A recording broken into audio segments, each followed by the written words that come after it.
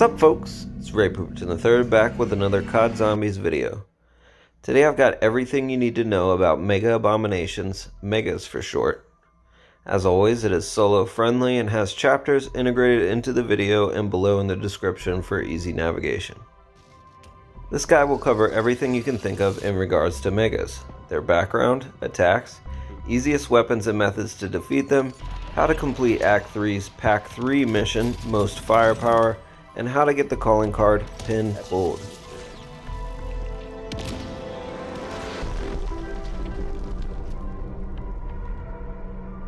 Mega Abominations are a variation of Cold War Zombies' standard abomination. A stronger, nastier version with more health, more aggression, and rocking a sack of nest crawlers, this enemy is a real character.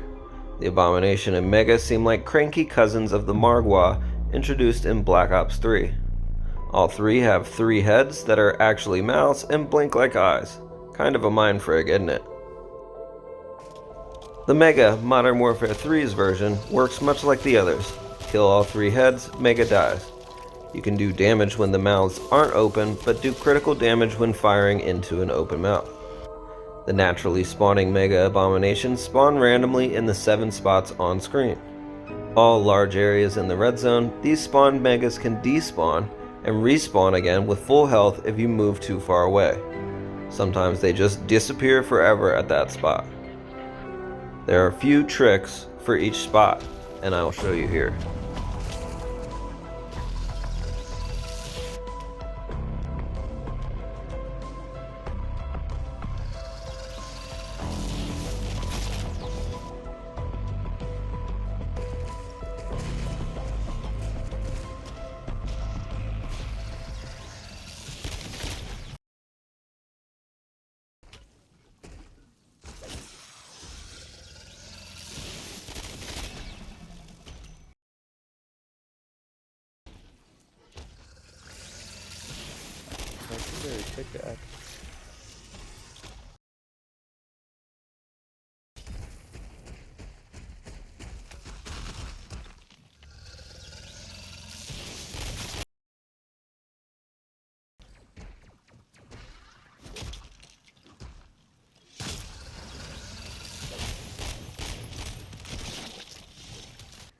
Taking HVT contracts in the red zone can also spawn Megas.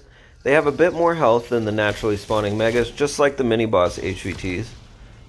Like regular HVTs, they seem to have a radius they can move from their initial spawn before they sprint back to the starting point.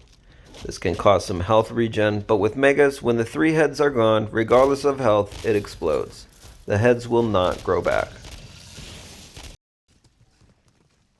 Aside from just hanging out, batting its mouth eyes looking pretty, the Mega has 3 attacks: Laser,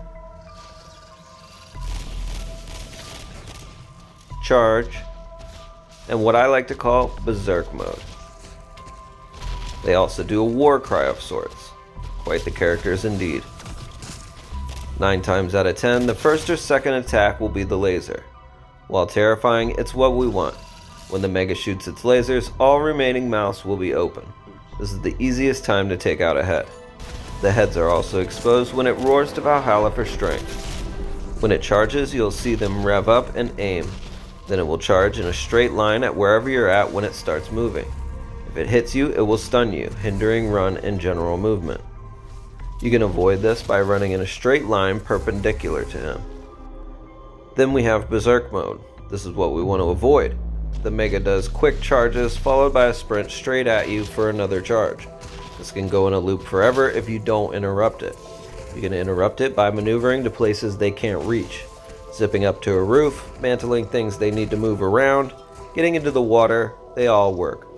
When you interrupt this attack, the next attack will often be the laser attack, exposing a mouth for deletion. The meta for killing Megas fast right now is the tier pistols. The build on screen is what I use. Akimbo rear grip, snake shot ammo with a hip fire laser, a barrel for added range, and a fire rate increasing trigger action. This gun is easily the fastest way to take off a mouth. It will take off 1 mouth without reloading, pack 3 in gray. Pack 1 with Deadshot in purple or better works too.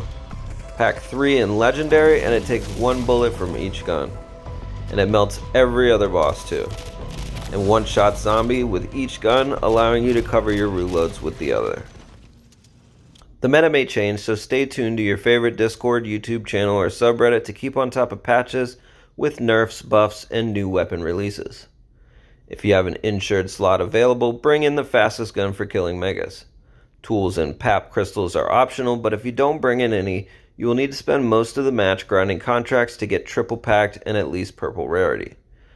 Alternatively, say if you don't have any insured weapons off cooldown, you can get an orange wall buy. Just make it something that has good range and damage output. Personally, I like both the AR and LMG from the Holger family. Any of the LMGs are fine, in fact. MCW and the SVA 545 are also good. If you go this route and are doing the Act 3 mission most firepower, I recommend also buying a jug suit if you have the loot. You can quickly and easily take most of the Mega's health with this and just finish them off with your Pack 3 weapon. For secondary, I recommend fists if your primary is heavy and has bad mobility. If you're rocking a primary with good mobility, the best secondary is the Scorcher Wonder Weapon. You can build this using this schematic gotten by defeating the Red Worm. If you need help with that, check out the guide on screen now. You can also find these in the locked rooms of Albagra Fortress inside the Dark Ether. More info on that in this guide. The Scorcher is very nice to have, as with some practice you can easily interrupt the Berserk attack with the jump function. When out of reach, the Abomination immediately starts spamming the laser attack. This allows you to just go to town on a mouth with your primary. You can also more easily get up to a vantage point with some cover. This is vital when you don't have access to a meta build. Just be sure to pack it at least once if possible, as it halves the amount of time it takes to lift off from 4 seconds to 2. Another good option with a light primary is a crowd control weapon. A lot of the time with the tiers, it feels like the hardest part is dealing with the other enemies while fighting the Mega and avoiding its Berserk charges. So the usual works well: RGL Nade Launcher, Wonder Waft, the 680 Lockwood melts everything fast too. Best to have a full clip on the primary for when the Mega goes Cyclops again, so a secondary to deal with the zombs and mini bosses helps too. Another good primary weapon option is the VR11. It one-shots the mouse when triple packed, especially if you're going into the Dark Ether, as it will also repair the ACV if packed. Its mobility is great, which allows you to pair it with a crowd control weapon. The handling is a bit clunky though, so be careful and aim well. Speaking of crowd control, if you don't have a WAF or an RGL, the Ether Blade will do in a pinch. Paired with as many decoys as you can hold, this can suffice fine and without any more money towards the second path. Lethals need a mention here as well. If you throw a grenade, Semtex, Thermite, or C4 into an open mouth, the Abomination will swallow it, dealing extra damage, and many times, if the health is low enough, taking out a head. They will swallow monkeys and Casimirs, but it's kind of a waste as they don't do much damage to it or the zombies around them. Another thing to mention for the arsenal: turret chips. If you aren't doing the Act 3 mission, these decimate them. The fire and brain rot ones work faster on Abominations as they are weak to those elements, but even the standard circuit boards work just fine. They are honestly all you need if your goal is just farming Megas for loot. Speaking of elemental weakness, obviously in the same breath, brain rot or napalm burst work great as the Mega is weak to those too. Some helpful perks are Jug, Stamina, Speed, Quick Revive, and Deadshot for extra critical damage. For field upgrades, I like Energy Mine, Ether Shroud, and Frenzied Guard for solo. Having a friend close by with Healing Aura definitely wouldn't hurt your chances. If you aren't doing co-op, have self-revives. If you run out, don't risk dying and not getting picked up, especially if you are alone in Zone 3.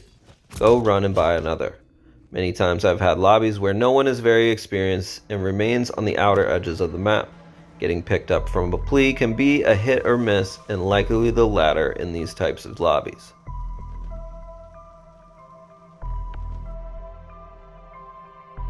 The Act 3 Tier 2 mission Most Firepower requires you to pack a punch a weapon to level 3, kill 100 zombies, and then take out a Mega. This mission has been giving a lot of people trouble, and for good reason. 1. It's a grind to go from 0 to hero, having a fully packed gun in one game starting with nothing, so many times it will take most of the game and then the pressure's on time-wise. Or it requires 2 games, tombstoning for a cash boost. Secondly, it is one of the missions that seems to be bugged for many people, not counting when they seemingly do everything right. 2 things I want to mention straight off. You want what actually lands the kill shot on the Mega to be purely your gun, so avoid adding mods to your Mega killing gun, and avoid using any dog bones lest the dog get the kill. If an ammo type or another player get the kill, it will not count even if you did all the work until that point. Communicating with others may be necessary, especially with a crowded Zone 3. Many players report if it doesn't count, trying HVTs in Zone 1 and 2 may get it to complete. Some specifically saying it needs to be a named HVT. Hopefully they patch whatever issues are going on here, but if not, and you have trouble, try that out.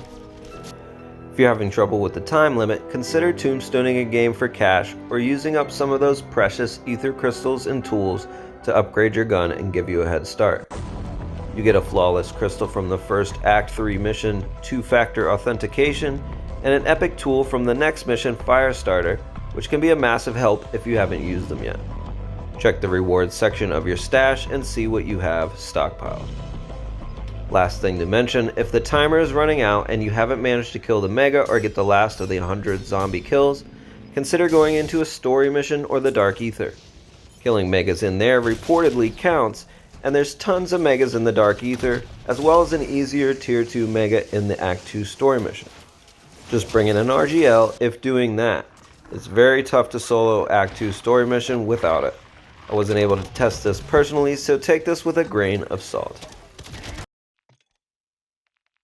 The pin pulled challenge and calling card requires you to kill the Mega by making it swallow a grenade. This can be tricky as it does not automatically burst ahead, so the health needs to be low already. Plus it either bugs out or the timing has to be just right so that the Mega actually swallows the lethal before it explodes. As of today, Thermite and Semtex I've tested and they also work. Mine didn't pop with a nade the first time, ended up working with a Thermite. So play around with different lethals if it's not popping for you. I wasn't able to test the C4, but it gets swallowed and explodes and will pop the ingested kill type, so I'd assume that would work too. If you're watching this video long after I publish it, it may be better to just use nades in case they patch this. Doubtful, but just covering all bases. But that about wraps this up. Best of luck out there, and I hope it helps out. Peace!